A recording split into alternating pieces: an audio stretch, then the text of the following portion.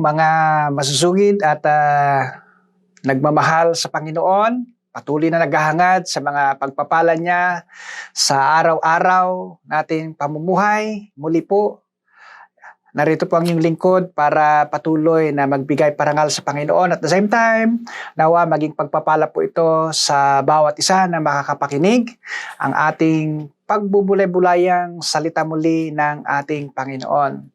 So tayo po muna ay manalangin. Yes, Father God, muli po ay patuloy kami nagpapasalamat sa mga biyayang kaloob mo muli sa araw na ito.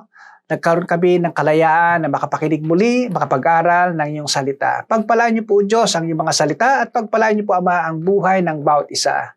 Sa pangalan ni Jesus, Amen and Amen. So pumuli po, mga minamahal po namin, nagmamahal kay Lord at nagmamahal sa salita ng Panginoon. Kumusta mo po ang mga buhay-buhay natin? At salamat sa Diyos at tayo po ay nabiyayaan muli ng pagkakataon sa araw na ito na ang salita niya ay ating pumuling mapakinggan at pagbubulay-bulayan. So ang salita ng Diyos po na ating pong bulay-bulayan sa maikling mga sandali, mga ilang minuto ay mula sa aklat ni Santiago, chapter 5, verses 7 to 11. So ang title po ng ating pag-uusapan ay ang magandang katangian ng pagtiyatiyaga o the virtue of patience. Yan po. Okay? Ito pong sinasabi niya sa chapter 5 ng James o Santiago, verses 7 to 11. Kaya nga mga kapatid, magtiyaga kayo hanggang sa pagdating ng Panginoon. Tingnan nyo ang magsasaka. Buong tiyaga niyang hinihintay ang mahalagang ani ng kanyang bukirin at inaabangan ang pagdating ng tag-ulan. Dapat din kayong magtiyaga. Tibayan ninyo ang inyong loob sapagkat nalalapit na ang pagdating ng Panginoon. Mga kapatid, huwag kayong magreklamo sa isa't isa upang hindi kayo hatulan ng Diyos sapagkat malapit nang dumating ang hukom. Mga kapatid, tularan ninyo ang mga propetang nagsalita sa pangalan ng Panginoon. Buong tiyaga silang nagtiis sa kahirapan. Sinasabi natin, pinagpapala ang nagtiyatiyaga at nagtitiis. Narinig na ninyo ang tungkol sa pagtitiis ni Job, ang ginawa sa kanya ng Panginoon sa bandang huli, talagang napakabuti at tunay na mahabagin ang ating Panginoon. Pagpalain po salita ng Diyos na ating pong pagbubulay-bulayan sa araw ito. So of course, napakagandang words of encouragement ulit itong salita niya, nagpapaalala sa bawat isa sa atin na kailangan po tayong maging matyaga, lalo na po sa pag-aantay sa muling pagbabalik ng ating Panginoon. So alam naman po natin na lahat po tayo ay meron pong mga kanya-kanyang limitasyon minsan patungkol po sa usaping pagtiyatiyaga. So maaring hindi tayo magkakapareho yung pong tibay kapag binanat na po ang tinatawag na patience sa buhay ng bawat isa sa atin. Maaring may maikli lang, maaring may medium size yung pag binanat mo, pagka nasusubok na yung pasensya natin, minsan pag dumating na po sa punto na hanggang dun na lang yung kayang abutin ng pasensya natin, ito ay pumipitik na. Anong ibig sabihin? Ito po ay nagkakaroon na po ng negative impact sa buhay natin. Anong magiging resulta nito?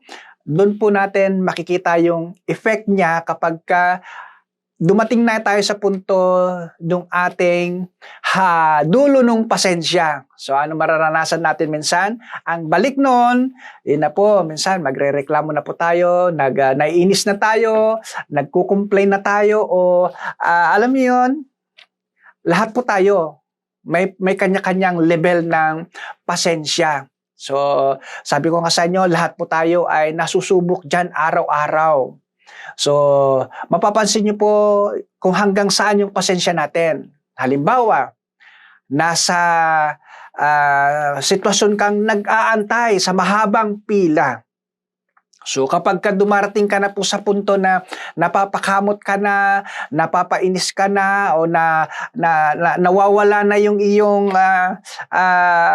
disposisyon, ibig sabihin hanggang doon na lang yung pasensya mo marahil sa sitwasyong yon. Kaya napakahalaga po na ang pagtiyatiyaga ay nabibuild sa buhay natin. So kagaya nga ng sinasabi ng salita ng Panginoon na ang pagtiyatiyaga po natin ay hindi lamang pang isang araw, pang isang oras, pang isang linggo, pang isang buwan, kundi sinasabi niya rito hanggang sa pagbabalik ng Panginoon. Kaya yun po yung isang paalala ng salita ng Panginoon sa atin.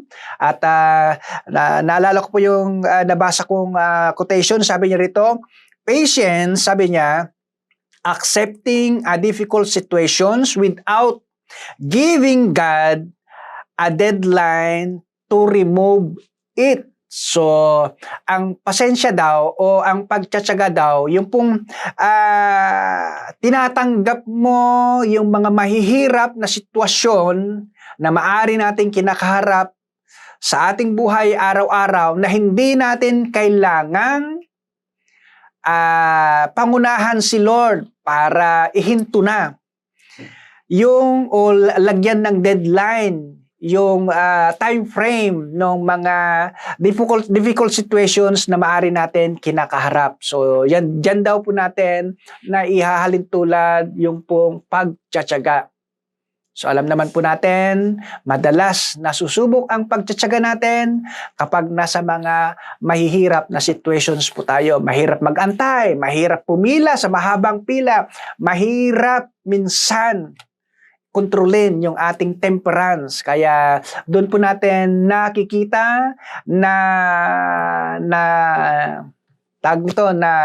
susukat yung hanggang saan yung pasensya natin, hanggang saan yung pagtiyatiyaga natin. Kaya napakahalagang pag-ibayuhin po natin yung ating tinatawag na pagtiyatiyaga, yung endurance natin sa mga bagay-bagay. So, makikita po natin dito po sa nabasa natin, may 3 pong hinalintulad o hinalimbawa na kailangan natin gayahin sa kanilang pagiging matiyaga. Una, yung pagiging magsasaka. So ano yung katangian ng magsasaka? Matiyaga niya talagang inaantay mula sa pagtatanim niya, pagbubungkal ng lupain niya, paghahanda sa pagtatanim, hanggang sa nung naitanim, aantayin na naman niya yung pagbunga.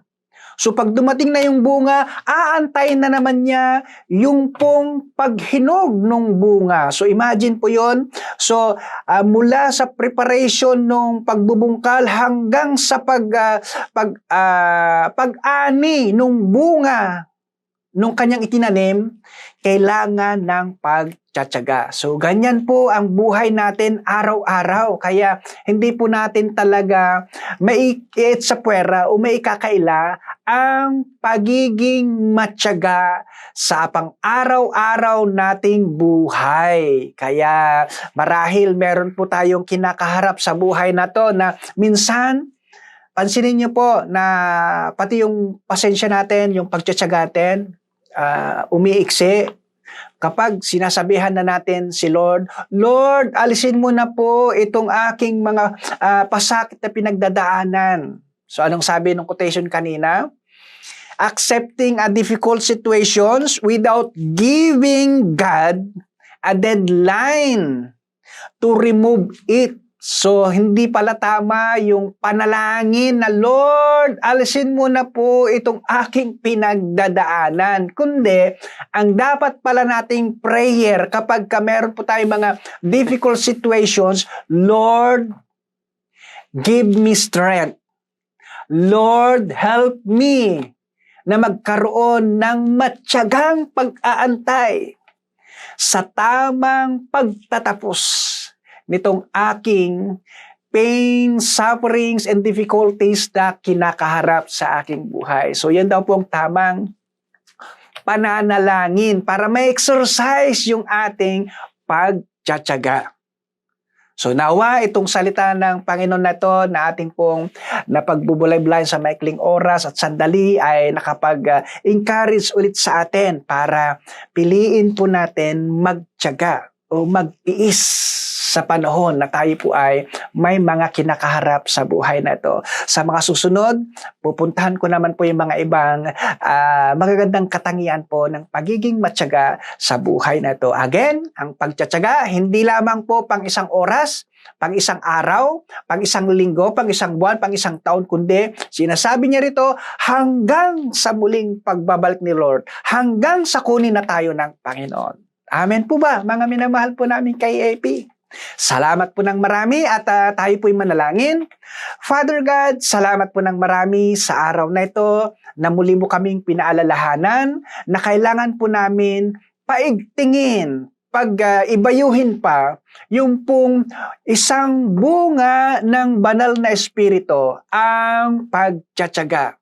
Para nang sa ganun, Lord, maranasan po namin yung magandang resulta ng bawat kinakaharap namin sa buhay na to, yung buhay na fulfilling, Panginoon. Dahil naniniwala kami ng isang susi ng buhay na punong-puno ng sigla at punong-puno ng pagtatagumpay ay kapag na-exercise po namin yung tunay na pagtsatsaga sa buhay na ito, na biyaya mo na bunga ng banal na espiritu. Salamat po ng marami, Panginoon. Pagpalain niyo po ang buhay ng bawat isa. Ito pong aming dalangin sa pangalan ni Jesus. Amen and amen. Salamat po muli mga ka-EAP. Hanggang sa mga susunod po na pagkikita. God bless and bye-bye.